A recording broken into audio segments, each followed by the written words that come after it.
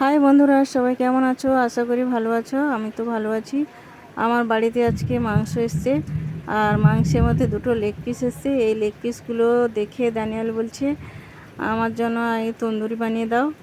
আর তার বায়না করেছে, মানে তো করতেই হবে। তো আমরা দুটো লেগ পিসকে রেখে কেটে এপিট ওপিট করে ছুরি দিয়ে একটু কেটে দিলাম, যাতে মশলাগুলো ঢুকে যায়। দিয়ে মশলা মাখিয়ে তন্দুরির মশলা মাখিয়ে দিচ্ছি। এই যে আমি তন্দুরির মশলাগুলো মাখিয়ে দিলাম ভালো করে। ড্যানিয়েল ভালো করে দেখছিল। এরপর আমি রেডি করলাম যে মাইক্রোওভেনে বসাবো বলে। এবার মাইক্রোওভেনে 200 ডিগ্রি সেন্টিগ্রেডে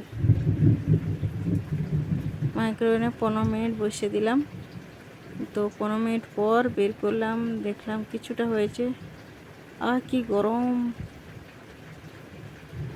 হাতে লেগে যাচ্ছে, গরম প্রচুর হিট হয়ে গেছে।